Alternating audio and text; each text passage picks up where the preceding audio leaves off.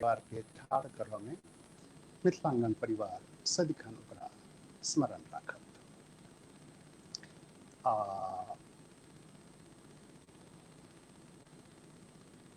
दिवंगत आत्मा के लेल कि ओहि आत्मा के सदगति हुए, एखन हम सब 30 सेकंड के मौन राखब। शुरू करै छी मौन हम सब।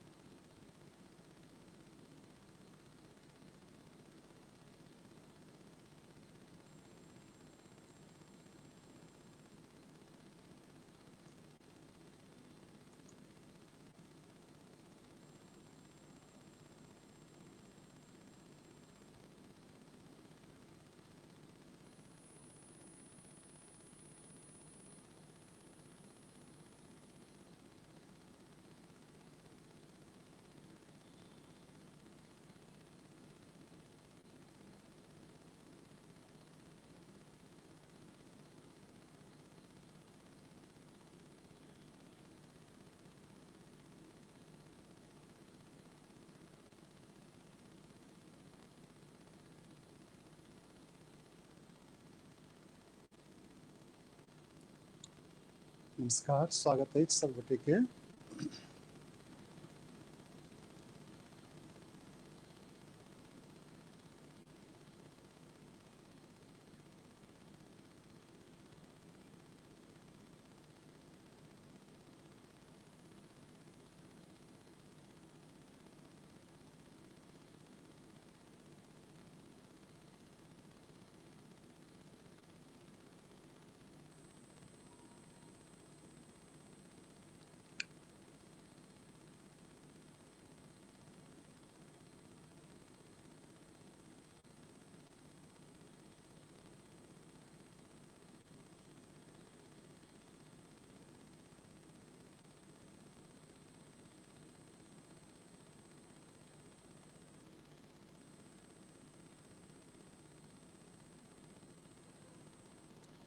नमस्कार। आइ विविधा में योग विशेष पर कार्यक्रम अछि। सब गोटे के स्वागत कर रहल छी। विश्व समुदाय के भारत के जे किछु मौलिक अवदान छै ताहिमे से एकटा छै योग। संक्षेप में कही तो योग के माने भेल आत्मविकास। पतंजलि पहिल बेर एकरा एकटा व्यवस्थित रूप देलखिन आ 8टा रास्ता बतेलखिन योग में आगाँ बढ़ऽ के लेल।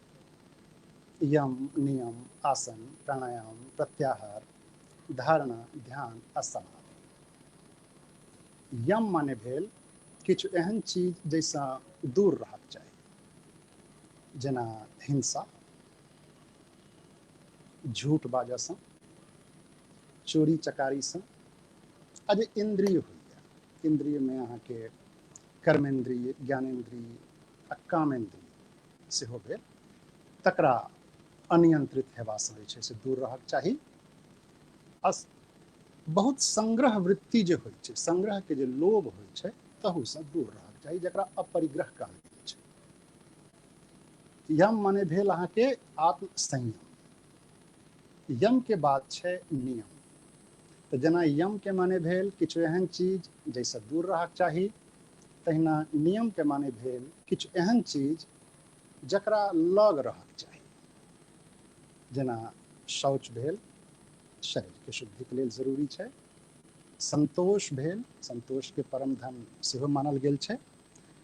तप भेल, तप मने ई नहि छै जे अहाँ एक पैर पर जे छै से ठाढ़ रहबै कतौ आ कि कांट कूस पर। क्षमा चाहै छी, कनी आवाज अहाँ बढ़ाबियो अपन, कनी तेज बजियो। हाँ। यम के बाद जो दोसर चरण छै योग के से छै नियम। नियम के माने भेल किछु एहन चीज जे जीवन में हेबाक चाही, जेना शौच भेलै। शौच समय पर जायब, नियमबद्ध तरीका से जायब, तखने शरीर जे छै से शुद्ध रहत। संतोष रहक चाही जीवन में, संतोष के परम धन कहल गेल छै। तप के सेहो कहल गेल छै जे जीवन में रहक चाही, ओकरा नियम के हिस्सा मानल गेलैया। तप माने ई नहीं छै जे आब रौद में काट कूस पर बैसल रहू कि एक टांग पर ठाड़ रहू। तप माने भेल अपना आप के माजब, तपैब। तहिना भेल स्वाध्याय।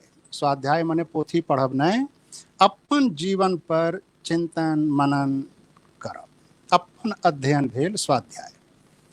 अंतिम कहल गेलैया ईश्वर प्रणिधान, ईश्वर के शरणागति में रही। तो ई भेल यम आ नियम। एकर बाद अबै छै आसन आ प्राणायाम, तेसर आ चारिम चरण। आसनी कहै छै ना हम सब बैसऽ के लेल। पतंजलि कहलखिन स्थिरम सुखम आसनम। आसन वह जे देह के स्थिर कऽ दिया, स्थिर राखै। आ जै तरह बैसला सँ सुख के अनुभव हुए। कोनो कठिन तरीका से बैसबै तऽ बेसी काल जे छै से ओहिमे नहीं बैस सकब। तैं जे छै से कहल गेलै स्थिरम सुखम आसनम। आसन व्यायाम सँ फराक होइए। ओ हीरो हीरोइन सबके देखै छियै ने, बीच बीच में जे अबैत रहै छै टीवी पर, ओ पुट्ठा बनबै के लेल ओ जे करैया, लात से ओ फेंकै छै बड़का बड़का मशीन के, कि शरीर एकदम फिट रहे, जीरो साइज भऽ जाए, पेट जे छै से एकदम नहीं निकलै। ओ सब भेल व्यायाम, जकर संबंध कोनो अंग विशेष सँ छै। कोनो एहन व्यायाम नहीं छै जे पूरा शरीर के अहाँ के फिट राखि सकै। ओहि लेल आसन होइ छै। ओना तऽ कहऽ के लेल शास्त्र में सुनै छियै जे 84 लाख आसन छै, मुदा ओकरा 84टा ओहिमे से जे छै से मुख्य आसन अहाँके मानल गेलैया। तऽ ओहि 84 के चर्चा तऽ आइ नहीं भऽ सकत, 4-8टा हमसब कऽ लेब तऽ एतबे बहुत बुझल जाए। तऽ संक्षेप में एतबे कहलहुँ जे आसन जे छै से व्यायाम सँ कनेक फराक छै। आ ओहिमे स्थिरता के मूल्य एहि दुआरे देल गेल छै कि जा धरि अहाँ स्थिर नहीं हेबै, ता धरि मोनक विचार जे छै अहाँके से ने कम हैत आ ने समाप्त हैत। आ जँ मोनक विचार अहाँके समाप्त नहीं हैत तऽ योग में आगाँ बढ़ब जे छै से संभव नहीं हैत, आध्यात्मिक अनुभव अहाँ नहीं लऽ सकब। आसन बहुत तरहक छै, जकरा लेल हमरा सबक संग आइ विशेषज्ञ छै, हम एखन परिचय करायब अहाँ सबके। अखन संक्षेप में एतबे कहब जे आसन में और व्यायाम में एकटा फर्क इहो छै जे व्यायाम जे अहाँ कोनो करबै ने तऽ थाकि जायब, जखन कि आसन जे अहाँ करबै तऽ आसन से अहाँ तरोताजा भऽ जायब, फुर्ती अहाँ के देह में बुझाए लागत। ओकर बाद रहलै प्राणायाम। प्राणायाम माने भेल ई जे श्वास छै हमर सबके, एकरा एकटा दिशा देव। ओ दिशा जो नहीं देबै तऽ श्वास हमर अहाँके जे तरह चलि रहल है, जँ स्वस्थ छी अहाँ तऽ बुझ लियौ जे ठीक चलि रहल है। जँ अहाँके स्वास्थ्य गड़बड़ रहैया तऽ अहाँ बुझ लियौ जे अहाँके श्वास गड़बड़ चलि रहल है। तऽ एहि लेल प्राणायाम के जे छै से विकास कयल गेलैया कि जँ ओकरा दिया कनेक जानकारी भेट जाए जे केना हम श्वास में जे छै से हस्तक्षेप कऽ कऽ, केना ओकरा विशेष रूप सँ उपयोग कऽ कऽ ओकर लाभ जे छै से उठा सकै छी, तऽ प्राणायाम सँ हमरा सबके संपूर्ण स्वास्थ्य लाभ भऽ सकैया। तऽ ई जे तेसर आ चारिम विधा छै योग के, आसन आ प्राणायाम के, तही पर चर्चा करऽ के लेल आइ मिथिलांगन परिवारक संग छथि नरेश नारायण कर्ण जी। बलियार सँ छथि, एहिठाम दिल्ली में पश्चिम बिहार दिस रहै छथि। दिल्ली में रोहिणी सेक्टर 3 में एकटा संस्थान छै, भारतीय योग संस्थान। देश भर में 3000 संस्था शाखा छै ओकर, ओहिमे से 1300 शाखा दिल्ली में छै। ओहि 1300 में से एकटा शाखा जे मादीपुर में छै तकर ओ प्रभारी छथि, प्रमुख छथि। आ ई जे संस्था अछि भारतीय योग संस्थान, एकर मूल मंत्र छै जियो और जीवन दो। सबसे पैघ विशेषता ई जे एहिठाम योग मंगनी में सिखायल जाइ छै, कोनो तरहक पारिश्रमिक के मांग नहीं कयल जाइ छै। हम बुझै छी जे गोटे एहि कार्यक्रम के देख रहल छी, 1300 शाखा बहुत होइ छै दिल्ली के हिसाब से, कतौ ने कतौ अहूँ के लग में ई संस्था हैत, अहाँ पता करबै, वेबसाइट पर सेहो देखबै, जानकारी भेट जायत। ओहिसँ जुड़ि कऽ जे छै से निःशुल्क योग में, आसन में, प्राणायाम में आगाँ बढ़ि सकै छी सब गोटे। तो हम स्वागत कर रहल छियनि नरेश कुमार कर्ण जी के, नरेश नारायण कर्ण जी के। स्क्रीन पर संजय जी हुनका अरियौन।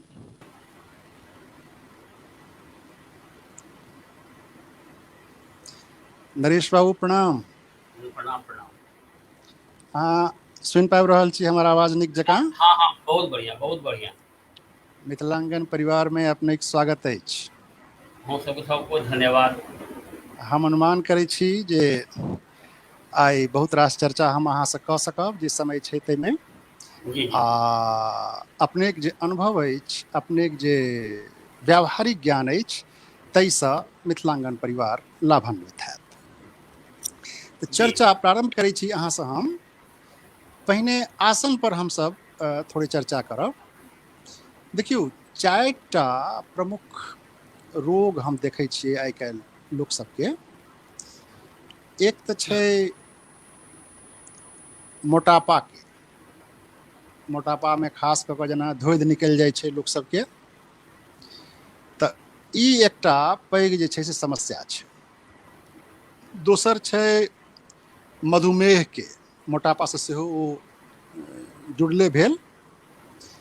तेसर छै हृदय रोगके, हृदय रोग सेहो मोटापासँ जुड़ल भेल। जी जी। चारिम छै अहाँके रक्तचापके, ब्लड प्रेशरके, बेसी के हाइए रहै छै, किछु के लो सेहो। तऽ पहिने जे छै से मधुमेहके प्रसार बहुत देखै छियै। भारतके मधुमेहके राजधानी आब सेहो कहल जाइ छै। जेना जेना सुख सुविधा जीवनमे हमरा सबके बढ़ैत गेला, तेना तेना जे छै से रुगियाल गेलहुँ हैं हमसब।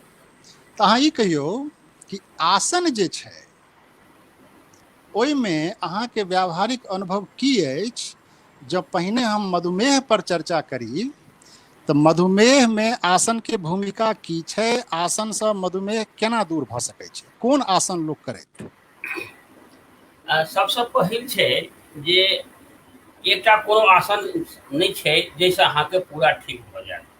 बहुत सारा आसन छै एक दोसरसँ कोरिलेटेड, जेना अहाँ कहलियै। तऽ सबसँ पहिल की छै जे डायबिटीजके बीमारी जे होइ छै ओ इंसुलिनसँ रिलेटेड छै, ओ किडनीसँ रिलेटेड छै। जे किडनी हमरा जे कार्यशील नहि होइ छै, ओकरा कार्यशील करबाके लेल सबसँ पहिल छै कि पद्मासन लगायल जाइ छै। पद्मासन ठीक छै। तऽ पद्मासन केना लगबै छै ओ कनि एक बेर हमर देखल जाय। ई दुनू पैरके सीधा रखबै, देख रहल छियै अपने? संजय जी देखियौ कि कने जूम आउट हम सब कऽ सकै छी नरेश जी के? या हुनका फुल स्क्रीन पर अनियौन अहाँ। देखियौ, हमसब अहाँके पद्मासनमे नहि देख पाबि रहल छी। डाँर तक जा रहल है अहाँके कैमरा, कनिक ओकरा जे छै से हाँ नीचा करियौ। हाँ हाँ हाँ ठीक अछि। आप कनि पाछू, हाँ आप ठीक अछि, आप ठीक अछि। आर कनिक पाछू जइयौ अपने, आप कनि और पाछू जइयौ कनि। ठीक छी मोटा मोटी, ठीक। और कनि जइयौ ने पाछू। एक मिनट हाँ, आप ठीक है? आप हाँ ठीक ठीक है? है, ठीक है। देखियौ, सबसँ पहिल की छै कि अहाँ कहलियै जे आसनमे स्थिति छै बैसैके। जे आसन करबै तऽ हिसाबसँ बैठऽ पड़ै छै। जी। सबसँ पहिल हमर कहबाक अछि जे पद्मासन आसन बहुत होइ छै, लेकिन पद्मासन के सबसँ श्रेष्ठ आसन मानल गेलैए। ठीक छै।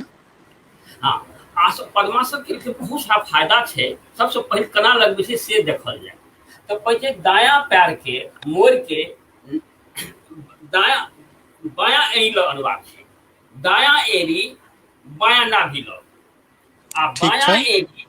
बायां एड़ी दायां नाभि लग में ई देखियौ, ई भेलै पद्मासन। ई पद्मासन में दूटा देखलिए दुनू भाग एड़ी दबायल छै। अहाँ के दायां एड़ी जे बायां साइड से दबायल छै, एठाम पैंक्रिया छै, एठाम इंसुलिन के कंट्रोल होय छै। तो ककरो हाई ज्यादा होय छै, ककरो कम बनै छै, हाइपो होय छै, हाइपर होय छै। कोनो क्रिया आसन के कोनो आसन हेतै जैसे ई दबतै वो अहाँ के डायबिटीज के कंट्रोल करतै मोटा मोटी तौर पर। ई कहू कि हाँ। आसन में से जेना एलोपैथी कहै छै कि मधुमेह जे छै से अहाँके जे नियमित रूपसँ अहाँ दवाइके सेवन करबै तऽ नियंत्रित रहत। तऽ हमरा ई कहू कि एक योगाचार्य के तौर पर अहाँ की कहि रहल छियै कि योग या आसन जे छै सेहो मधुमेह के खाली नियंत्रित रखै छै आ कि इंसुलिन के स्राव सेहो शुरू कऽ सकै छै ई कोनो तरहक आसनसँ? शुरू कऽ सकै छै, एकरा खत्म कऽ सकै छै। अहाँ एकटा एहन आसन बताओ, एकटा एहन आसन बतबू, चूंकि आगा बहुत चर्चा करऽ के अछि। एकटा एहन आसन अहाँ बतबियौ जे रामबाण जकरा अहाँ कहि सकै छियै मधुमेह के लेल। मधुमेह के लिए सबसे आसन जे कहलिए हम महत्वपूर्ण आसन में से अबै छै मंडूक आसन। करियौ मंडूक आसन तो एक मिनट कऽ ओइ कऽ से देखबियौ पहले ने। एकटा चीज सुन लिअ, एक मिनट के लिए समय लेब अहाँ सब, 1 मिनट के जी लिए। तो एखन पद्मासन लागल छै ताहि दुआरे एकर लाभ कहलहुँ जे की होइ छै हमरा बॉडी में से 5.5 किलो के राउंड में हमरा सब में ब्लड छै। तो ई 1.5 किलो ब्लड जे छै से अरेस्ट भऽ कऽ हार्ट के तरफ गेलैया। तऽ हार्ट के तरफ जे गेलैया तो छोट छोट नस जे छै वो एक्टिवेट होइ छै ऑक्सीजन, और रक्त संचार बढ़ै छै, ताहिसँ की हेतै हार्ट के प्रॉब्लम सो सॉल्व हेतै। चलियौ अहाँ कहलिए अहाँ डायबिटीज के लिए सबसे बढ़िया आसन, सबसे रामबाण आसन, ओहिके लेल मंडूक आसन। मंडूक आसन केना करबै तो मंडूक आसन के करे के लेल सबसे पहले अहाँ के वज्रासन में आबऽ पड़ै छै। तो वज्रासन के की स्थिति होइ छै, दुनू हाथ जे छै से दायां साइड में छै आ दुनू पैर के मूड़ी आ घुटना पर बैठे, ई आसन ई भेलै वज्रासन। ई छै वज्रासन। वज्रासन के बहुत सारा फायदा छै, लेकिन ओहि पर नहीं जायब। अहाँ कहलिए डायबिटीज के लेल तो डायबिटीज के मंडूक आसन होइ छै। मंडूक आसन में सबसे पहले वज्रासन के स्थिति होइ छै, ओकर बाद दुनू हाथ के मुट्ठी बनबै छियै आ मुट्ठी के अंगूठा मुट्ठी के अंदर छै, ई छै पोजीशन। श्वास भरबाक छै आ श्वास छोड़े कमर के आगू से झुकबाक छै, कमर सीधा रहबाक छै, गर्दन सीधा रहबाक छै, एड़ी आ नितंब आपस में जुड़ल रहे, पेट के अधिक से अधिक संकुचन होय। अच्छा 30 सेकंड तक रुकबाक छै, रुकियो, श्वास लिया, श्वास छोड़ू। नहीं, मंडूकासन में देखियौ, आसन में तो हमरा यदि बुझल अछि कि नीचा झुकऽ काल में सांस छोड़ऽ पड़ै छै और ऊपर उठऽ काल में सांस लेबऽ पड़ै छै। तो जखन हम मंडूकासन में जखन अहाँ मुट्ठी बांधि कऽ और हड्डी वाला हिस्सा के अहाँ ऊपर रखलिए अथी में मुट्ठी में आ ओकरा नाभि से जे छै से अहाँ दबेलिए, यह ने भेलै मंडूकासन। तो मने झुकऽ काल में लोग सांस छोड़लकै, ठीक छै, फिर सांस छोड़ सुनू सांस छोड़ कर जखन लोग झुक गेले पूरा रीढ़ सोज रखने, तकर बाद सांस रोकने रह के छै आ कि झुकलो अवस्था में सांस चलत रहते? श्वास रहते रहते। एक बार फिर ठीक छै, श्वास भरो, पहले श्वास भरियो आ श्वास छोड़े आगू कमर के आगू से झुकियो, पेट के अधिक से अधिक संकुचन करियो आ नाभ, ठीक छै, हाँ, ओकर बाद गर्दन सीधा, ओकर बाद श्वास लिया, श्वास छोड़ू, श्वास लिया, श्वास छोड़ू, एड़ी आ नितंब आपस में मिलक चाहिए, गर्दन सीधा रहक चाहिए आ श्वास लिया, श्वास छोड़ू, श्वास लिया, श्वास छोड़ू। ई कहू सांस लेला के बाद मंडूकासन में जखन अहाँ फिर वज्रासन में आबि गेलिए पूर्व स्थिति में, त कतेक देर के लेल लोग झुक के सांस लेते, कतेक बेर श्वास प्रश्वास चलते, सांस लेते छोड़ते क्या बेर लोग, ओकर बाद उठते ने, त कतेक बेर लेते, ओकर विधि की छै?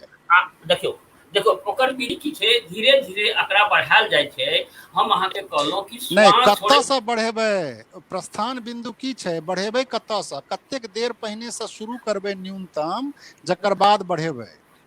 पहले 2 मिनट रह के अभ्यास करबे, 3 मिनट रहबे, 10 मिनट रहबे, कतेक रहबे? 2 मिनट तो बहुत भले, 30 सेकंड काफी छै।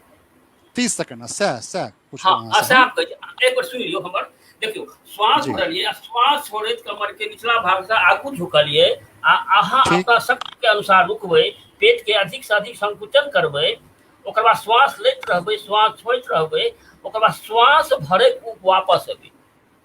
ठीक छै, श्वास भरले एही क्रिया के अहाँ एक देर के लिए फेरो एक बार कऽ लिअ। श्वास भरू, श्वास छोड़ैत आगू झुकू, पेट के अधिक संकुचन करू, गर्दन सीधा राखू, एड़ी नितंब। ठीक छै, हम बुझ गेलहुं। आब सुनु हमरा ई कहू कि जेना मान लियो एक बेर झुकलिए, 30 सेकंड रुकलिए, फिर वज्रासन में बैस गेलिए, ठीक छै? एही तरह ई जे एक जँ एकरा हम एक आवृत्ति मानी तो एकरा क्या बेर कैल जेतै, क्या बेर लोग झुकते, क्या बेर फिर पूर्व स्थिति में एतै? देखियो ओकर एहि में छै कि 2 पार्ट छै, 2 पार्ट छै। एकटा पार्ट अहाँ कहलहुं, एकरा 2 बेर 3 बेर अहाँ कऽ लिअ, 2 बेर 3 बेर, ठीक छै, ठीक छै।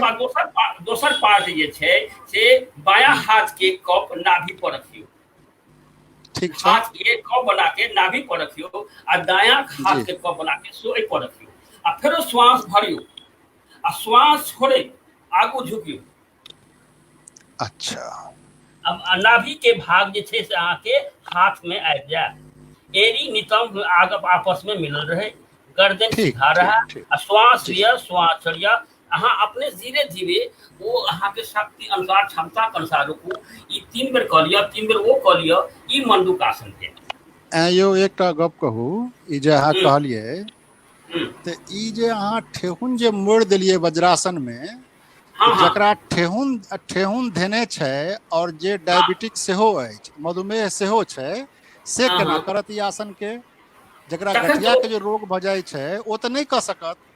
हां, तकरा ले हमरा अहाँ ओ आसन सुनियो ना, हमरा अहाँ ओ आसन बताओ जकरा सब क सके। ओकरा लेल एकटा देखियो, जे ई नहीं क सके ओकरा लेल वक्रासन छै, ओकरा लेल जानु शीरासन छै। नहीं, वक्रासन क के बतबियो केना कैल जाय छै? हां, वक्रासन। हां, माने मंडूकासन के बाद सुनो मंडूकासन के बाद मधुमेह के लेल जे सबसे उपयोगी आसन मानल गेल हुए से अहाँ बताओ। हाँ, वक्रासन हुए चाहे आर किछ हुए, हाँ वो बताबियो। हाँ, वक्रासन छै, एकर स्थिति की छै कि बायां पैर सीधा छै, दायां हाथ, दायां पैर घुटना के पास है, बायां घुटना लग, बायां हाथ पैर सीधा छै, दायां पैर मोड़लिए, दायां पैर के जे तलवा छै, एड़ी छै, वो घुटना से लागल छै, ठीक छै, ठीक है। दायां हाथ शरीर के बगल में छै, बायां हाथ ऊपर करी, अब बायां हाथ के ऊपर नहीं, ये आना की ये स्थिति छै जे अगला दायां पैर के पकड़ियो, बायां हाथ से दायां हाथ के पकड़ियो, घुटना टखना के पकड़ियो, ये स्थिति छै। और गर्दन जे छै से दाईं ओर छै, ये स्थिति छै वक्रासन की। अकरे अहाँ ओइसे पैंक्रियास पर सेहो जोर पड़ै छै। हाँ, एकदम ओइसे दबाव पड़ै छै, तै दुआरे छै से इंसुलिन के स्राव एकदम कोनो जी। अगर दोसर छै, दोसर तरफ से कर लियो अहाँ, छै। ई भेल वक्रासन। दुनू पैर दिस से अलग अलग जे छै से कैल जेतै। हाँ, एकरा लोग क्या राउंड करते? 2 राउंड करो, चाहे 3, धीरे धीरे बढ़ावे, क्योंकि एक ही आसन से नहीं फायदा छै। ई 2-3 बेर इहो कर लिया, 2-3 बेर उहो कर लिया, क्योंकि संपूर्ण एक आसन बात हेतै नहीं। ओ के लिए अच्छा ई कहू कि जना डायबिटीज जे छै से मोटापा सेहो डायबिटीज के कारण मानल जाइ छै। हाँ हाँ ठीक हाँ छै। हाँ हाँ एकदम तऽ अब मोटापा दू तरहक देखै छियै। एक तऽ छै जे किछु गोटे के मने चर्बी अतिरिक्त छनि देह पर, आ किछु गोटे छनि जे मतलब देह हाथ तऽ सुखायले जकाँ छनि, मुदा ओ पेट निकलि जाइ छै जे छै से धोधि जे छै से। हाँ हाँ तऽ ई जे constipation पेट निकलब छै, जै साइज के आब जे छै से बाजारो में देखै छियै स्लिम फिट कपड़ा सब भेटै छै, तऽ बड़ा मुश्किल भऽ रहल छै जे छै से ओहिमे। तऽ ई कहियौ ये तोंद जे होइया, ई पेट के केना कम कैल जा सकैया हाँ कम समय ओहिके में? ओकर दूटा आसन बहुत महत्वपूर्ण छै। एकटा सर्पासन छै, सर्प से लेल गेल आसन छै, सर्पासन ठीक छै, छै। और और सूर्य नमस्कार छै। सूर्य नमस्कार में सूर्य नमस्कार। हजारों 12 आसन छै, ओहिमे 7 चक्र प्रभावित होइ छै। तेना अहाँ जे अच्छा। कहलियै जे एकटा एहन आसन होय जे कि सबटा के काज कऽ जाय, ऑलराउंडर होय, तो ओकर नाम छै सूर्य नमस्कार। सूर्य आर नमस्कार। हाँ और 12टा मोटापा, स्टेप भऽ गेलै ओहिमे। हाँ हाँ आ 7 चक्र प्रभावित होइ छै। आ ओहिमे सबसँ जी। एकटा छै पेट चर्बी कम करैके लेल अहाँ कहलियै त्रिकोण आसन जे आबै छै, त्रिकोण आसन बहुत महत्वपूर्ण छै। अहाँके हम कहलहुँ अहाँके जे सर्पासन जे छै से बड्ड महत्वपूर्ण आसनमे सँ छै। सर्पासन सर्प से लायल गेल छै। जी जी सर्पासन जी जी। कही सर्पासन कही तऽ हम अहाँके बता दी। नहीं, एकटा चीज कहू, जेना अहाँ सूर्य नमस्कार कहलियै, तऽ हाँ हाँ सूर्य नमस्कार में तऽ कोनो चरण में पेट ओतेक नहीं दबै छै जकरा हम बुझिए जे जैसे मोटापा खत्म भऽ सकैया। नहीं नहीं, एकेटा चीज नहीं प्रभावित छै। देखू शरीर के तनाई छै, आगू जड़ै छै, पाछू जड़ै छै, हर अंग प्रभावित होइ छै ओहिमे। क्योंकि मोटापा एक जगह कंसंट्रेट छै, वो पूरा शरीर में फैलतै। एक जगह कंसंट्रेट भऽ गेल छै, ओकरा डिस्टोर्ट ठीक करतै, कहि रहल छी। तोड़तै। ठीक कहि रहल ठीक कहि रहल छी। क्योंकि ओकरा देखियौ सूर्य नमस्कार के मोड जे छै, एक सूर्य नमस्कार 10 मिनट में कयल जाइ छै, आ एक सूर्य नमस्कार 1 मिनट में सेहो कयल जाइ छै। तऽ ओ जे छै से जखन अहाँ योग से जुड़बै तखने अहाँके धीरे धीरे अपने विकसित होइत जाइ छै। सूर्य नमस्कार कए बेर हेबाक चाही? सूर्य नमस्कार तो लोग एको बेर करा तो बहुत छै, आ दूसरा बार करा ओहो कम छै। जते शक्ति अछि अहाँके धीरे धीरे एकरा बढ़ेने जाउ। अच्छा, ई जे मोटापा अछि, एही हाँ मोटापासँ सम्बन्धित छै अहाँके ब्लड प्रेशर के समस्या, रक्तचाप जे भऽ जाइ छै लोक सबके, तऽ ई रक्तचाप में सेहो आसन के कोनो भूमिका छै? ई हम एहि दुआरे पूछि हाँ रहल छी हाँ हाँ कि हाँ एना जरूर छै। बुझाइ छै, हाँ एना बुझाइ छै हमरा कि जेना मानि लियौ कोनो जे हम आसन करबै तऽ ओहिमे देह हाथ के जे अहाँ मुड़बै, सक्रिय करबै, तऽ ओहिसँ तऽ रक्त संचार और बढ़ि जेतै। नहीं नहीं तऽ सुनिए, ओहिसँ जे रक्त संचार पहिने से बढ़ल छै भीतर में, से नॉर्मल केना हेतै, सामान्य केना हेतै? ओहिके लेल दूटा आसन रक्तचाप में महत्वपूर्ण छै। आसन केना भूमिका हाई निभेतै? जी हाँ बतबै छी। अहाँ पहले ब्लड प्रेशर के दू पार्ट में बांटियौ, एकटा हाई ब्लड प्रेशर, एकटा low blood pressure. Low blood आप पहले अबियौ हाई ब्लड प्रेशर में आसन के की छै। तो हाई जी ब्लड प्रेशर में दूटा आसन छै।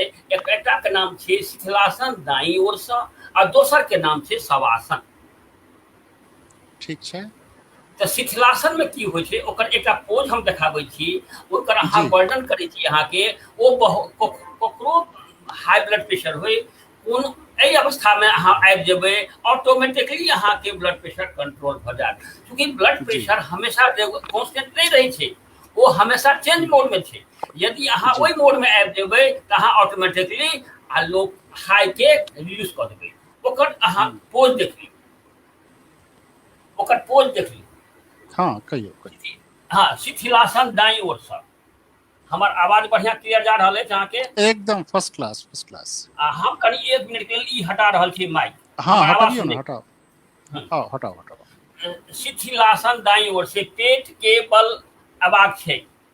पेट जी के बल एलिए, दोनों पैर सीधा छै।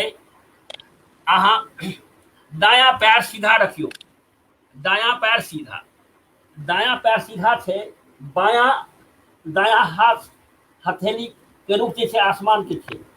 जी एक बेर फिर से सुन लियो, दायां पैर सीधा, दायां हाथ शरीर के साथ, दायां ठीक छै। हथेली के रूख आसमान की ओर, दायां कान आसन के साथ, बायां हाथ 90 डिग्री के एंगल पर, दायां पैर के अच्छा तलवार बायां पैर के तलवार दायां जंघा से लागल छै।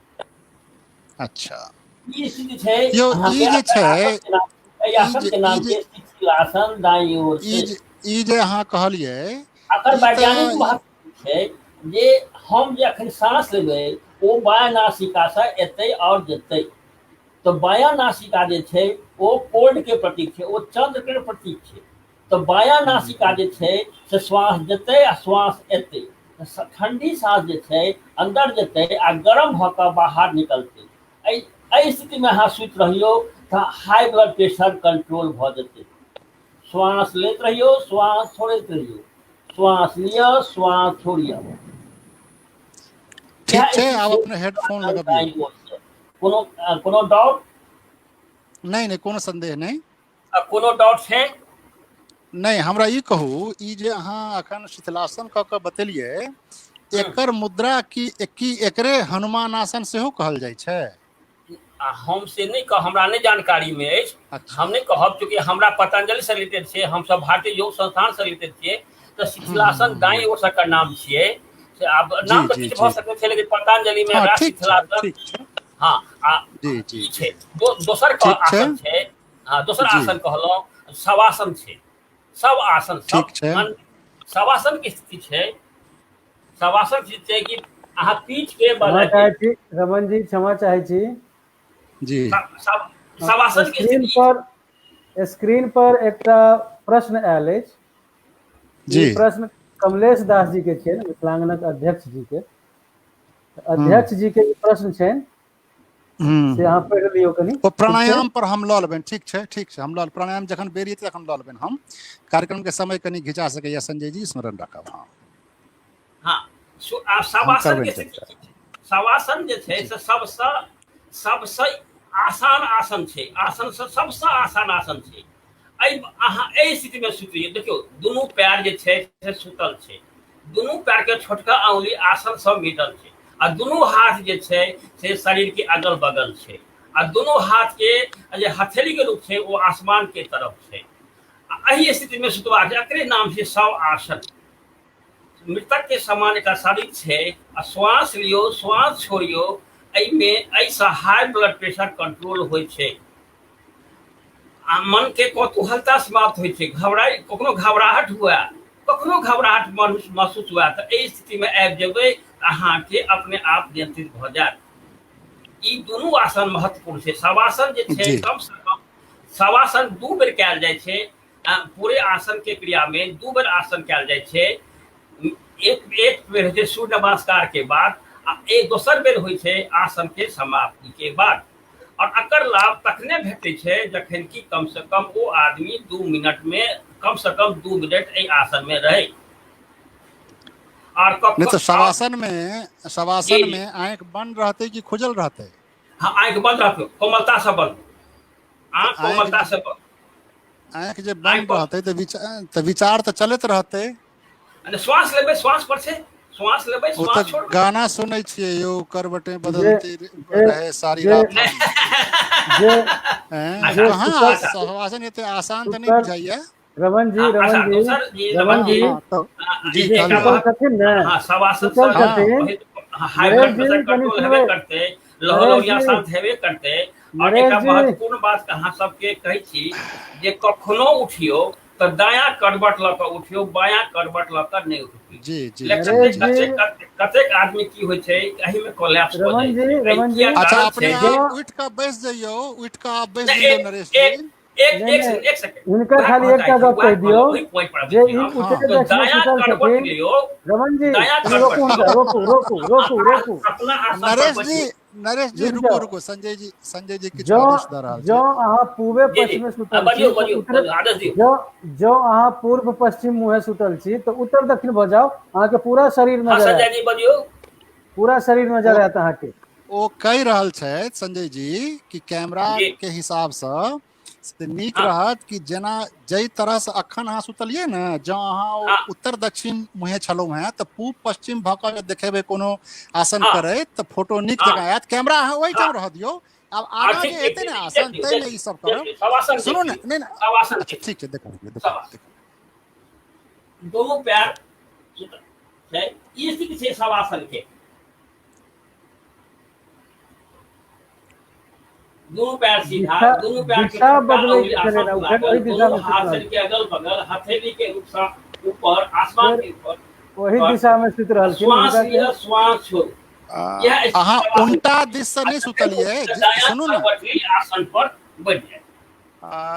ठीक, चलू अगला आसन में देखबै, अगला आसन में कहि देबै अहाँके, हम कहि देबै हुनका हम। संजय जी अहाँ एकटा काज करब संजय जी, कि जखन ई कोनो आसन लगाबऽ लगै छथिन ने, तऽ हिनका अहाँ फुल स्क्रीन पर कऽ देबै, ठीक छै, ताकि जे छै से लोक सबके देखऽमे नीक रहै, पूरा स्क्रीन पर देख सकैत हिनका।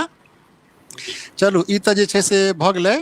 आब एहिमे अहाँ हाँ लो बीपी के सेहो अहाँ किछु कहै छलियै यऽ। हाँ लो बीपी में छै, लो बीपी में आसन जकरा कहलहुँ शिथिलासन दाईं ओर से, ओकरा यदि हम बाईं ओर से कऽ देबै तो लो ब्लड प्रेशर कंट्रोल भऽ जेतै। अच्छा, इहो लोग कहै छै जे मने बेसी नून से जे बनऽ वाला सामान सब छै खाय वाला, तहू से लो बीपी दूर भऽ जाइ छै। लोग जेना अचार भेलै, पापड़ भेलै, तहू सबसे लोग कहै छथिन जे अहाँ खाओ, सेवन करियो तो अहू से दूर भऽ जायत लो बीपी अहाँके जे छै से। लो बीपी हाँ नमक के मात्रा बढ़ि जेतै तो एडजस्ट कऽ लेतै। जी हाँ लेकिन देखियो योग एहन चीज छै, कोनो चीज हेतै, हरमन जी दूटा पॉइंट कहब, हमर अध्ययन आर जुड़ल छियै, तऽ योग से हमरा की फायदा भेल से हम कही तऽ हम बता दिअ। कहू। हम 1989 से 1.5 दूरक चश्मा लगबै छलहुँ जी, आइ हम कोनो चश्मा नहीं लगबै छी। तऽ की अहाँके ई बुझऽमे आयल कि मने कोन प्रयोग विशेष से अहाँके चश्मा उतरल? मान लियो 50 टा आसन तो लोग नहीं करते, अहाँ करैत हैब, लोग के जब खाली चश्मा उतारबाक हुए तो की करत, एगो चीज कोनो बताओ। नहीं ओहिके लेल तऽ देखियौ, एकटा आसन, एकटा चीज तऽ अहाँ एकटा आसन बता देतै से नहीं हेतै, टोटो करऽ पड़ै छै अहाँके सबटा फायदा लेके लेल। बॉडी में कतऽ की भऽ रहल छै, कतऽ से की जुड़ल छै, एहि दुआरे एकटा नहीं तो दूटा बतेबै ने यौ, अहाँ 50 टा बतेबै तो लोग नहीं करत। एगो नहीं तो अहाँ दूटा बताओ बेसी से बेसी, ओहि से बेसी क्यों नहीं करत? चलू एकेटा बताबै छी, कोनो बात नहीं छै। अहाँके एक्सरसाइज कऽ दै छै, जे आम आदमी जनै छै, अहाँके एक्सरसाइज कऽ लिअ, लेकिन अहाँ सूक्ष्म क्रिया करबै, आसन करबै, प्राणायाम करबै तो ऑटोमेटिकली अहाँके आँखि ठीक भऽ जायत। ई जरूरी नहीं छै कि ओही आसन सूक्ष्म क्रिया जे होइ छै से, जे मान लियो शरीर से लाचार लोग छै, मान लियो कि जे कठिन आसन सब नहीं कऽ सकै छै, हुनके लेल छै आ कि सबक लेल छै सूक्ष्म क्रिया? नहीं, सबके लेल छै, सबके लेल। जेना एक गायक जेना गला ठीक करै छै गाबै के लेल, तहिना आसन बैठऽ के लेल, तैयारी के लेल ओ सूक्ष्म क्रिया हर के जरूरी छै। देखियो अहाँ अखने कहलिए जे गठिया के रोग छै, ककरो पैर में दर्द छै, ककरो कन, तो वो सूक्ष्म क्रिया सब छोट छोट क्रिया होइ छै, लेकिन बहुत महत्वपूर्ण क्रिया छै। कह के बतबियो एक दूटा सूक्ष्म क्रिया। हाँ, सूक्ष्म क्रिया के नट सेल में हम फास्ट मोड में जा रहल छी, केवल अहाँके हम एकटा गेम्स दऽ रहल छी, झलक दऽ रहल छी। देखिए अकर फायदा सेहो बतबै जा रहल छी हम। सूक्ष्म क्रिया में हम बाजब केवल, देखिए सूक्ष्म क्रिया, दोनों हाथ एड़ी पंजा मिला के, दोनों हाथ शरीर के बगल अगल बगल, आ शक्ति पूर्वक पंजा आगे आगू लऽ जाओ, आ शक्ति पूर्वक ई एकरा 10 बेर करू, एकरा 10 बेर करू, आ शक्ति पूर्वक आगू, शक्ति पूर्वक पाछू, शक्ति पूर्वक आगू, शक्ति पूर्वक 10 बेर करू। अखरे दायां आनियो, आ दायां से बायां वृत्ताकार बनबियो, दायां से बायां वृत्ताकार बनबियो। ई तो लोग सुतियो को कह सकैया यो, आलसी सब तऽ इएह पूछे। जतऽ जतऽ नस छै खुलि जेतै सबटा। एकटा ई भेल, दोसर साइकिलिंग भेल, छोट साइकिलिंग भेल, साइकिलिंग दायां पैर ऊपर, दुनू हाथ के ग्रीस बनेलिए, आ साइकिल ना पैडल मारे छियै तऽ मारैत जइयो 10 बेर। अकरा 10 बेर कऽ लिअ क्लॉकवाइज, आ फिर 10 बेर एंटी क्लॉकवाइज। एंटी क्लॉकवाइज भेलै एही क्रिया के, एही बेर को 10 क्लॉकवाइज और एंटी क्लॉकवाइज। ई भेल अहाँके दोसर भेल। तेसर भेलै हैया दोनों दायां पैर के मोड़ के बायां घटा पर रखलिए, दोनों हाथ घुटना पर छै, दबावत आसन लगबियो, आ ऊपर जाइयो शरीर के साथ। अकरा 10 बेर कऽ लिअ। ओकर बाद दायां हाथ जे छै से टखना पर रखियो, आ बायां हाथ से पंजा पकड़ियो। पंजा के आगू पाछू करियो, ऐसा की है अहाँ के मोच नहीं है, मोच एबो करत अहाँ पर असर नहीं पड़त, क्योंकि अहाँ के पैर के फ्लेक्सिबिलिटी बढ़ गेला, बुझलिए। ओकर बाद से एकरा क्लॉक वाइज करियो, 10 बेर क्लॉक वाइज और 10 बेर एंटी क्लॉक वाइज। एहि पैर सब के लिए ओकर बाद जेना बच्चा सुतबै छै लोग, दायां से बायां एकरा करियो, अंगूठा के माथा से लगबियो वापस, एहि क्रिया के एहि पैर से करियो। तेसर भऽ गेलै। ओकर बाद एकटा छोटका आसन छै, सबसे छोट आसन, महत्वपूर्ण आसन छै, खास कर महिला के लेल, जल संबंधी रोग के लेल बहुत महत्वपूर्ण आसन छै। ओकर नाम छियै बटरफ्लाई, ओकरा कहल तितली आसन। तितली आसन के स्थिति छै और खास कर महिला के लेल बहुत रामबाण आसन छै, एकरा तितली जगह फड़फड़ेबाक छै। एहि सब पेशाब संबंधी रोग खत्म भऽ जेतै। बार बार लोग राति के उठे छै पेशाब करे गेल, महिला के बहुत सारा समस्या होइ छै। 40 के एज के बाद जे छै से जल संबंधी समस्या बढ़ल जाइ छै, ओ धीरे धीरे अपने आप कम होतै। ई करबा ई भेलै अहाँ के, यह अते अहाँ करबै सूक्ष्म क्रिया तऽ ओकर बहुत फायदा छै। अच्छा, किछु आर चीज सब कहू, जेना आइ काल्हि खास कऽ कऽ जे सब ऑफिस जा रहल छै तऽ हुनको जनानियों सबके बहुत जे छै से अहाँके स्पॉन्डिलाइटिस के समस्या बहुत बढ़ि रहल छै आइ काल्हि। नरेश जी यहाँ सुनि पाबि रहल छी हमरा? हाँ स्पॉन्डिलाइटिस में बजियो कि हाँ बजियो। स्पॉन्डिलाइटिस के समस्या आइ काल्हि बहुत बढ़ि रहल छै। अहाँ कहू जे आसन की कहै छै स्पॉन्डिलाइटिस के बारे में? नहीं, आसन तो ओकरा नहीं करक चाही, विशेषज्ञ के स्थिति में करक चाही, क्योंकि कमर के रीढ़ से रिलेटेड छै, ताहि दुआरे आसन से बढ़िया से ओकरा प्राणायाम करे साथे और ओकर विशेषज्ञ के राय ली, क्योंकि ओकर की स्थिति छै ओइ में योग के ओइ पर आबै छी हम, प्राणायाम पर आब। अखन ई कहू कि जेना गठिया छै, गठिया बहुत होइ छै लोग सबके, तऽ गठिया में लोग की करते, आसन करते कि प्राणायाम करते? नहीं, जेना हम अखन कहलहुँ सूक्ष्म क्रिया जते कर सकते ओकरा ओकरा ओही फायदा छै। गठिया में फायदा है तो सूक्ष्म क्रिया से। हाँ। अच्छा, ई कहू कि जेना आयुर्वेद अहाँ के कहै छै ने त्रिदोष कहै छै, कफ पित्त आ वायु में सब रोग के ओ बटने छै जी। तऽ की कोनो एकटा एहन अहाँ आसन बता सकै छी जे त्रिदोष शमन करैत हुए, जैसे त्रिदोष जे छै से दूर भऽ जाए? एकैटा कोनो एहन आसन छै? ओ छै सूर्य नमस्कार। सूर्य नमस्कार जे दिया पहले कहलहुँ अहाँ, 12टा जकर चरण छै। हाँ, सातों चक्र प्रभावित छै, सातों चक्र प्रभावित छै, ऐसे बढ़िया आसन नहीं छै। अच्छा, जेना स्त्रीगण छथिन, हुनका सबके घर में बहुत काम काज रहै छै और किछु ने किछु लागले रहै छनि हुनका सबके स्वास्थ्य के स्तर पर जे छै से। ई कहू कि महिला सबके लेल संपूर्ण स्वास्थ्यदायी कोन आसन कहबै अहाँ? देखो, जखन अहाँके सूक्ष्म क्रिया करलहुँ हुनका सबके लेल बहुत महत्वपूर्ण छै। सूक्ष्म क्रिया हर व्यक्ति के लेल छै, बच्चा हो, बूढ़ हो, जवान हो, हर के लेल, चूंकि छोट छोट क्रिया छै ओकर लाभ जे छै से 100 टाइम्स छै। अच्छा, सूक्ष्म क्रिया जेना अखन जते अहाँ बतेलिए, कि ओकर अलावो कोनो चीज सूक्ष्म क्रिया में अबै छै तऽ एक आधटा आर बता दियौ। हाँ, ओहि में तऽ देखियौ जेना चक्की आसन भेलै, चक्की कऽ लेलहुँ, जेना छै चक्की भेलै, जेना घर में आटा पीसै छै पहिले चट्टा में, तहिना आना दूध यानी पंजा मिला कऽ आ दोनों हाथ के ग्रिप्स बना कऽ आ दोनों हाथ के पंजा से बाहर लऽ जाओ आ पाछू जाओ तऽ शरीर के साथ टच करे। ई 5-10 बेर एम्हर कर, 10 बेर उम्हर कर। आप सब मिक्सी में होय छै यो, ई मिक्सी के जमाना में अहाँ जाता के जे छै से तै बार ओकर नाम होय, तै बार जाता हट के चक्की आसन में आबि गेलै ओकरा। ठीक कहि रहल छी, ठीक कहि रहल छी अहाँ, ठीक कहि रहल छी। अच्छा, एकटा चीज छै नरेश बाबू कि जेना कोनो जे आसन करै छियै, आसन में अहाँके 3टा पक्ष होइ छै। एकटा भेलै जे सांस अहाँ भरबै, दोसर भेलै जे सांस अहाँ रोकबै, तेसर भेलै जे सांस अहाँ छोड़बै आ छोड़ियो के फेर रोकबै, छै ने? मोटा मोटी अंतर कुंभक, बहिर्कुंभक, पूरक, रेचक जकरा लोग कहै छै। आवाज आबि रहल है हमर अहाँ लग? हाँ, बहुत बढ़िया, बहुत बढ़िया, बहुत बढ़िया। हाँ, ई जे छै से प्रक्रिया छै, तो थोड़े चर्चा जे छै से हम सब प्राणायाम पर सेहो कली। ई अहाँ कहू कि जेना बहुत रोग के अहाँ आसन दिया कहलिए, कि अहाँ अपन अनुभव से बता सकै छी कि कोन कोन जे बेसी लोग के होय वाला रोग छै ओहिमे आसन से बेसी प्रभावी प्राणायाम छै? जेना अखन 4टा हम मुख्य रोग अहाँके कहलहुँ, मधुमेह छै, हृदय रोग छै, रक्तचाप छै ने?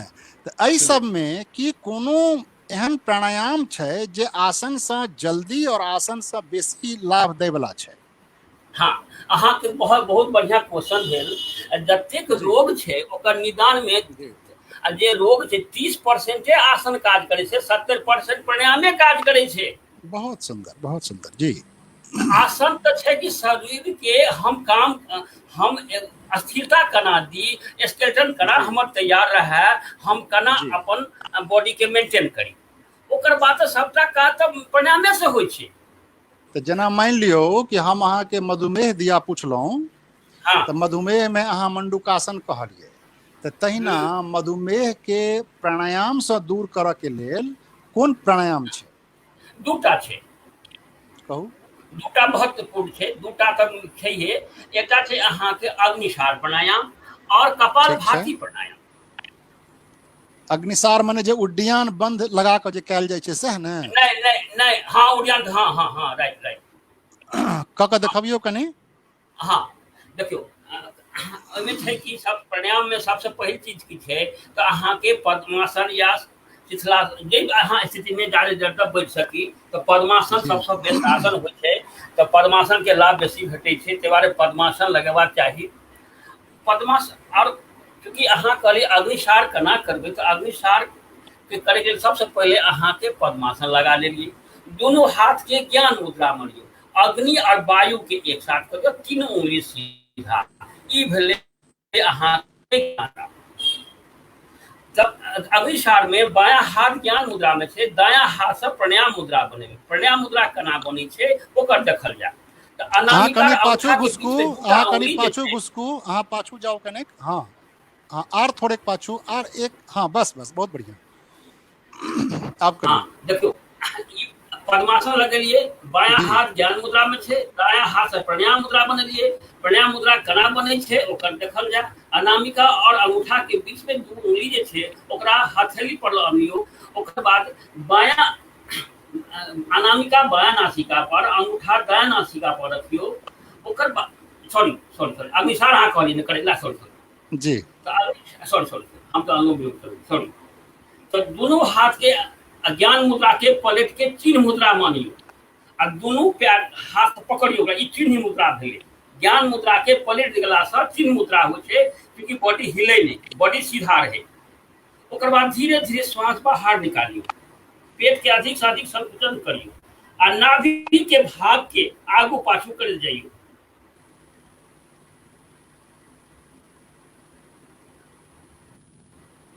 ई भाग जे छै, पेट के भाग जे छै से अंदर जेतै, जते अंदर जेतै ओ प्रभावित हेतै, आ ओकर संख्या धीरे धीरे बढ़ायल जाइ छै। हम तो 50-60 बेर कऽ लेबै, लेकिन नया साधक 5 बेर से बेसी करतै तऽ ओकरा दर्द करतै। तो धीरे धीरे ओकरा बढ़ेबाक है, एक बेर देखल जाए, धीरे धीरे श्वास बाहर निकालू, पेट के अधिक से अधिक संकुचन करू, श्वास बाहर कऽ दियौ, आ पेरू के आगू पाछू कर दियौ।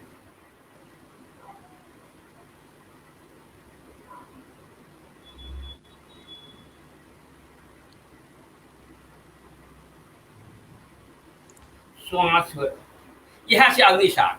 अग्निसार से कतेक देर करते लोग एकरा? डायबिटीज के लेल छै, पाचन क्रिया के लेल छै, महत्वपूर्ण आसन छै। पाचन शक्ति कतेक देर करते एकरा लोग? कतेक देर करते लोग एकरा? जी, कतेक देर करते लोग एकरा अग्निसार क्रिया के? एक मिनट, एक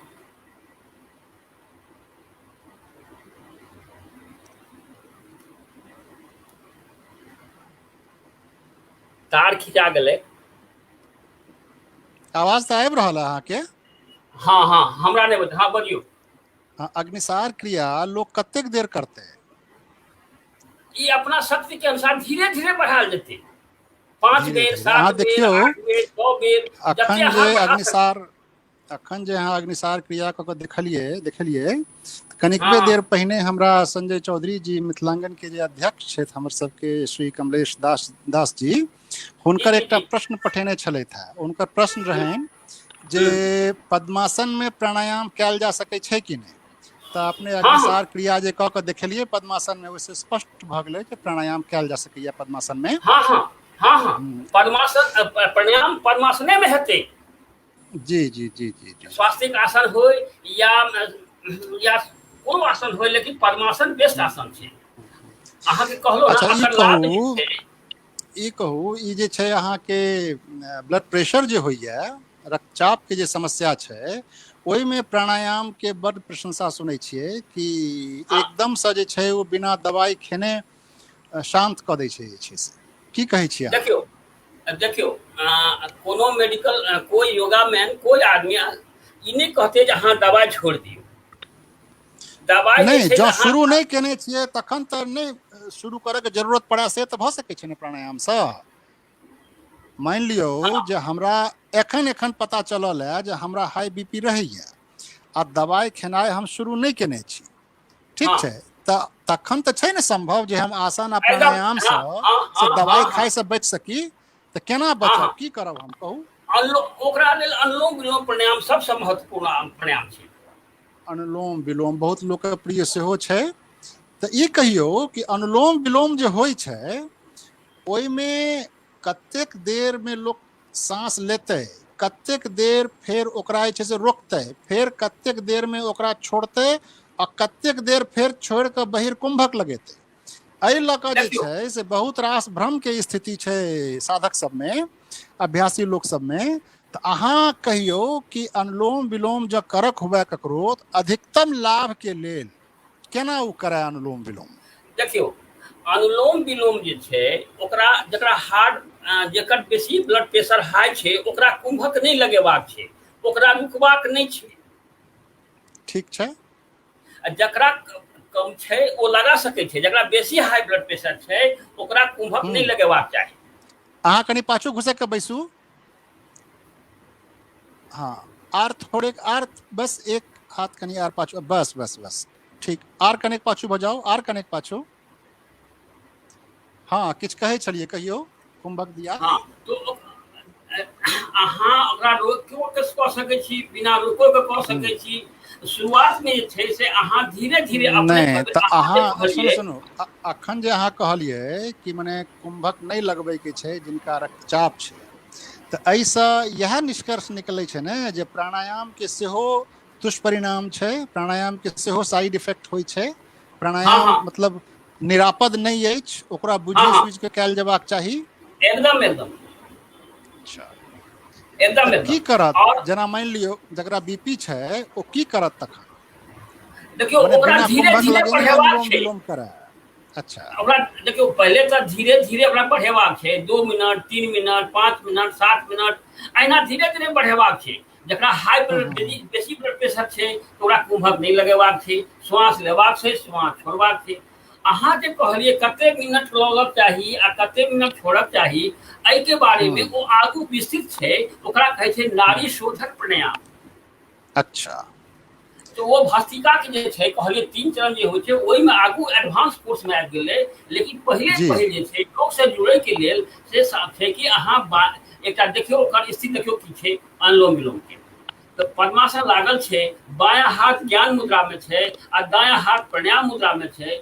तो ई जे कहलो 2 उंगली अनामिका और अंगूठा के बीच में 2 उंगली के हथेली पर छै। बायां उंगली अनामिका छै जे बायां नासिका पर छै, अंगूठा दायां नासिका पर। तो बायां नहीं से मने अहाँ भरबै। जे मोड़लिए ये, सुनियो ने, प्राणायाम मुद्रा में जे अहाँ मोड़लिए ये, तऽ मोड़ रहल छियै अहाँ मध्यमा आ तर्जनी के, सह ने? हाँ हाँ हाँ हाँ हाँ हाँ हाँ हाँ हाँ ठीक ठीक ठीक छै। अब कहियौ, हाँ आगाँ हाँ कहियौ। एकदम एकदम। क्योंकि हम बेसी एक आगाँ बार लेमैन के लैंग्वेज में क्योंकि नहीं लोग ठीक छै, अधिक ठीक छै समझ सके, अनामिका और जी। अंगूठा के बीच में 2 उंगली के पास आगू कऽ देबै तो यह स्थिति छै प्राणायाम के। तो बायां से लियो ऐसा छै, बायां से लियो दायां से छोड़ियो, दायां से लिया बायां के छोड़ियो। एकरा प्रैक्टिस करते रहियो, अहाँ के अपना हिसाब क्षमता के अनुसार बढ़ाबैत जाइयो। लेकिन जखन अहाँ के समाप्त करबाक हुआ तखन अहाँ बायां नासिका से श्वास के बाहर करियो। अकर यह सिस्टम छै। अच्छा, अखन अहाँ भस्त्रिका के चर्चा करे छलिए यो, ते भस्त्रिका तो अहाँ के सालों भर करल जाय वाला प्राणायाम नहीं मानल जाय छै। एकरा तो कहल जाय छै जे खाली सर्दी के मौसम में कैल जेबाक चाही। हाँ हाँ हाँ, बारहमासी प्राणायाम में तो एकर गिनती नहीं ने छै। नहीं नहीं नहीं, एकदम सही कहली। लेकिन एहिमे की छै, भस्त्रिका के चौथा चरण जकरा कहै छै, सुदर्शन क्रिया कहै छै, वो शरीर के खास करके मस्तिष्क के वास्ते, लंग्स के वास्ते बहुत महत्वपूर्ण मानल गेलै है। ताहि दुआरे भस्त्रिका के 3 चरण नहीं कह कर चौथा चरण करब चाही।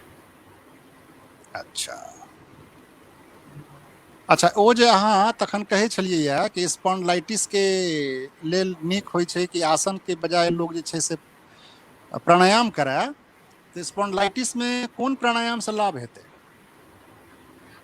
देखियो, ओकर लाभ जे छै खास कऽ कऽ प्राणायाम में छै, सब ओकरा लेल बढ़िए छै, ओकरा कोनो साइड इफेक्ट नहीं हेतै। अच्छा, प्राणायाम तो आराम से कऽ सकै छी। अच्छा अच्छा, जेना ई कब्ज आ गैस के जे समस्या बहुत आम छै, बहुत कॉमन छै ई समस्या, कब्ज आ गैस में की करते लोग प्राणायाम? देखियो, ओतऽ जखने कहलहुँ अग्निसार महत्वपूर्ण छै। जी, अग्निसार बहुत सबसे महत्वपूर्ण आसन छै। दोसर छै अग्निसार के अलावा किछ कहियो? हाँ, प्राणायाम में कहियो। शीतली प्राणायाम। देखियो, गैस जे छै से पेट में गर्मी के कारण छै, ठीक छै, तो ओकरा लेल शीतली प्राणायाम सेहो 5 मिनट तक करब चाही आदमी के। नहीं तो शीतली प्राणायाम लोग जे शीतली प्राणायाम लोग शीतकाल में केना करते? शीतली प्राणायाम तो गर्मी में कैल जाय वाला प्राणायाम छै। वो प्लवित जकरा कब्ज छै तो कब्जियत के समस्या तो आर बढ़ जाय छै अहाँ के। नहीं, शीतली प्राणायाम तो अहाँ कखनो कर सकै छी। प्लावनी प्राणायाम जे छै ओ सर्दी में नहीं कर सकै छी। नहीं, शीतली प्राणायाम जे छै से शीतकाल में वर्जित छै कि नहीं से कहू? नहीं, एहि दुआरे कि ओ अहाँके शरीर के गर्मी के तखन तऽ अहाँके सर्दी में कॉन्स्टिपेशन नहीं हेतै। कॉन्स्टिपेशन सर्दियों में हेतै ना, तो शरीर के तापमान के कम करबाक छै ना, तो शरीर के तापमान कम करबाक छै, गर्मी के बाहर निकालबाक छै। ताहि कारण अहाँ कहि रहल छी जे शीतली सेहो सालों भर कैल जा सकैया, सएह ने? हाँ, क्योंकि ओकर छोड़ केवल अहाँ के तापमान मेंटेन करबाक छै। प्राणायाम की कहै छै, जे तापमान के मेंटेन करियो वहाँ। जी जी जी जी जी। अच्छा, तो ई जे अथी सब भेल अहाँ के प्राणायाम जे भेल से आसन से बेसी उपयोगी भेल, आ प्राणायाम जे छै से संपूर्ण स्वास्थ्यदायी एकटा। नरेश जी, कैमरा कनी ऊपर आप उठा लिया। नरेश जी कनी, हाँ, कैमरा या तो ऊपर उठा लियो अपने, कैमरा हल्का ऊपर कर दियो कने। हाँ, तो चेहरा है जब, हाँ बस ठीक। जी जी जी जी जी जी जी जी जी, ठीक है जी, एकदम ठीक है, एकदम ठीक है, एकदम ठीक है। अच्छा, प्राणायाम के दिया कहियो जे माथ दर्द के जे समस्या रहे छै, तई में कोन प्राणायाम करत लोग? माथ के दर्द के? हाँ, माथा में दर्द होइ छै तखन सबसे अनुलोम विलोम आ कपाल भाती।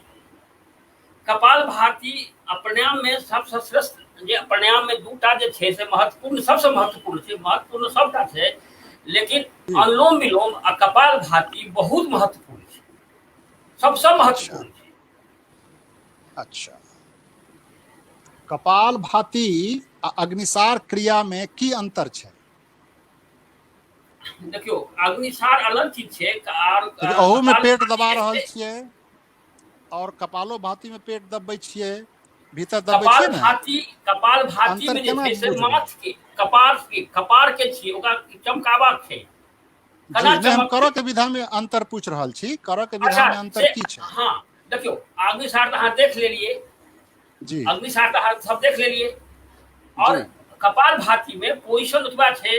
पद्मासन में छियै, पद्मासन में छियै, दोनों हाथ पकड़ने छियै, अतः तक तो अग्निसारियों में छियै, आप कपाल भातियों में छियै।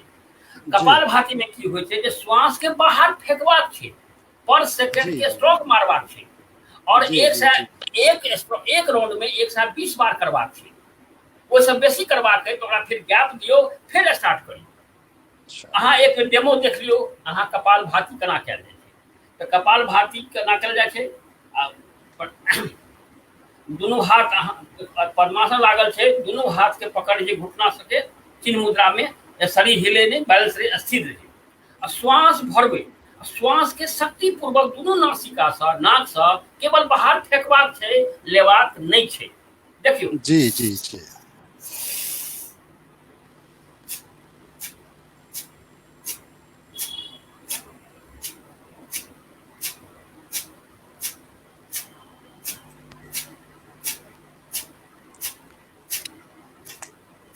ठीक अछि इएह ठीक छै। अछि। और ओकर बाद जी जे छै जी जे जी बाहरी जी कुंभक छै तऽ आगू क्रिया सब छै, लेकिन कपाल भाती बहुत महत्वपूर्ण छै। एहिसँ जी जी खास जी कऽ कऽ एकटा चीज हम रमन जी अहाँके स्पेशल कहब चाहब, आइ के समय जे छै कोरोना के पीरियड छै, एहिमे प्राणायाम के बहुत पैघ महत्व छै। जी जी जी हम ई यदि अनुमान करै अखन छी कि अपने जतेक विधा सब बतेलिए, एखन विधि सब बतेलिए हमरा सबके आसनों में आ प्राणायामों में, मिथिलांगन परिवार ओहिसँ बहुत लाभान्वित भेल हैत। आ एहिमे से किछु चीजके जे छै से हमरो आवश्यकता अछि, तऽ ओकरा जे छै से हम अभ्यास करब। चूँकि समयके अपन एकटा सीमा छै नरेश नारायण जी, तऽ जी मोन तऽ नहि भरल गप करऽसँ, मुदा एकटा चूँकि मर्यादा छै कार्यक्रमक, तऽ हमसब फेर आर जे बहुत बहुत रास विषय सब बचि गेला ताहि पर फेर कहियो बैसब हमसब अहाँसँ अनुभव लेबाक लेल। एखन मिथिलांगन परिवारक प्रति, मिथिलांगन परिवार दिससँ हम अहाँके प्रति आभार प्रकट कऽ रहल छी। एखन हम अहाँसँ विदा लऽ रहल छी, फेर हमसब बैसब कहियो, ठीक छै? ठीक नमस्कार जी, नमस्कार। ठीक प्रणाम। ई रहथि नरेश नारायण कर्ण जी। समयके कनेक अभाव रहै आ ओहुना ई गप जे छै से एक सत्रमे एक कार्यक्रममे पूरा होमयवला नहि रहै, तऽ जे सम्भव रहै ओहिमे जे छै से हमहूँ हुनकासँ पुछलियनि जे हुनका बुते भऽ सकलनि, सेहो खूब समझा कऽ नीक जकाँ जे छै से हमरा सबके कहलथि। हम अनुमान करै छी जे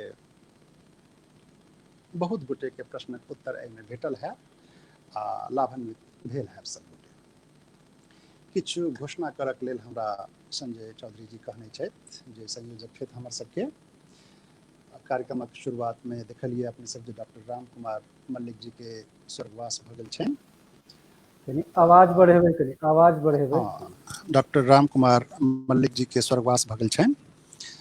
तऽ जे 5 सितंबर के शिक्षक दिवस होइ छै, ओहि शिक्षक दिवस पर कार्यक्रमक प्रारंभ हमसब डॉक्टर राम कुमार मल्लिक जी के, अपन जे मिथिलांगन परिवारक पूर्व अध्यक्ष छलथि हमर सबके, हुनकर प्रति श्रद्धांजलि कार्यक्रमसँ करब शनि दिन 7 बजे 5 सितंबर के शिक्षक दिवस पर।